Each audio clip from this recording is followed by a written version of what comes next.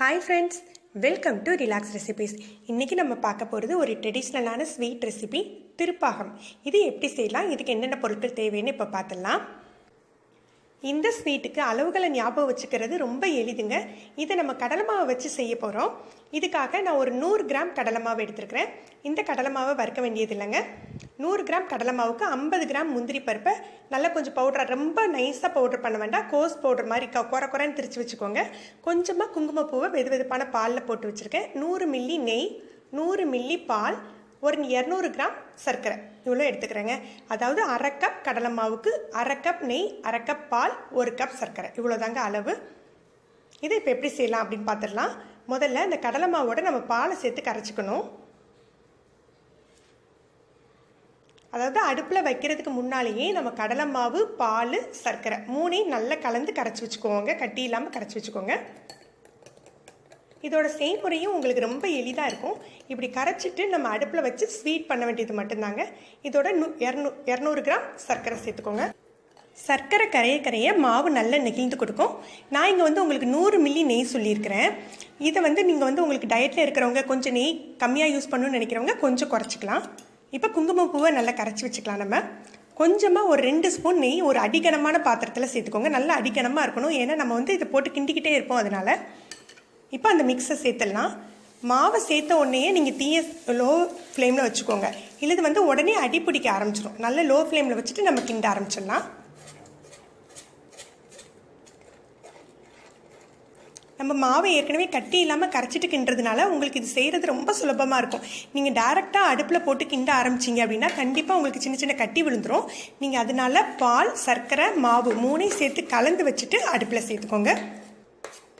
முந்திரி பருப்பு பொடியை இப்போ சேர்க்க வேண்டியது இல்லைங்க. இன்னும் கொஞ்சம் கட்டியான பிறகு நம்ம சேர்த்துக்கலாம். அது வரைக்கும் நம்ம மிதமான தீயில வச்சே கிளறிட்டு இருக்கணும்.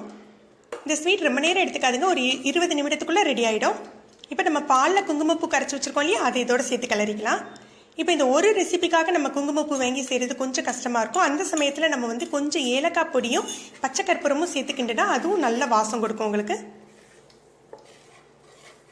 இப்போ கொஞ்சம் கொஞ்சமாக நடுவில் நெய் சேர்த்துக்கோங்க. நான் முன்ன சொன்ன மாதிரி நெய்யை குறைக்கணும்னு நினைக்கிறவங்க இதோட கொஞ்சம் குறைச்சி யூஸ் பண்ணிக்கலாம். இது நான் ஸ்டாண்டர்ட் அளவை உங்களுக்கு சொல்லியிருக்கேன். இந்த மாதிரி கொஞ்சம் கொஞ்சமாக கிளறிட்டு இருக்கணும். இந்த ட்ரெடிஷ்னல் ஸ்வீட் ரொம்ப டேஸ்ட், ரொம்ப நல்லா இருக்குங்க. இது யூஸ்வலாக எந்த கடைகள்லையும் நமக்கு பொதுவாக கிடைக்காது. நம்ம வீட்டில் செஞ்சாதான் உண்டு. அதுவும் சில ஊர்களில் மட்டும்தான் இந்த ஸ்வீட்டு திருப்பாகம் செய்கிறாங்க. ஆனால் நீங்கள் ட்ரை பண்ணி பார்க்குறது உங்களுக்கு ரொம்ப சிம்பிளாக தான் இருக்கும். நீங்கள் ட்ரை பண்ணி பார்க்கலாம். ஒரு அரை கப் கடலை மாவுக்கே உங்களுக்கு கணிசம் நிறைய இருக்குங்க உங்களுக்கு ஸ்வீட்டு. இந்த பாருங்க, இந்த அளவு கட்டியாகட்டும். இந்த அளவு கட்டியான பிறகு தான் நம்ம முந்திரி பருப்பு பொடியை சேர்த்துக்கணும். நடுவில் நெய் விட்டு கிளறிக்கோங்க. ஒவ்வொரு ஸ்பூன் நெய் சேர்த்துக்கிட்டாலே போதும், மொத்தமாக நெய்யை சேர்த்துக்க வேண்டாம். இது உங்களுக்கு அல்வா மாதிரியெல்லாம் சுருண்டுட்டு வராது. நான் உங்களுக்கு பதம் காட்டுறேன், அந்த பதத்தில் நீங்கள் எடுத்துக்கலாம்.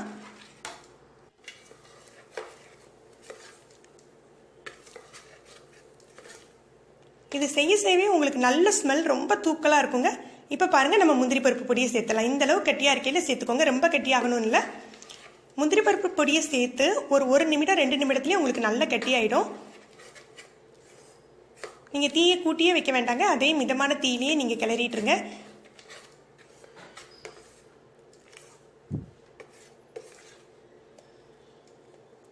மீதம் இருக்க நெய்யும் கொஞ்சம் கொஞ்சமாக சேர்த்துக்கலாம். இதுக்கு எண்ணெய் எதுவுமே நம்ம சேர்க்க வேண்டாங்க. நெய்யை வேணால் குறைச்சிக்கலாம், ஆனால் எண்ணெய் சேர்த்துக்காதீங்க, அது நல்லா இருக்காது உங்களுக்கு.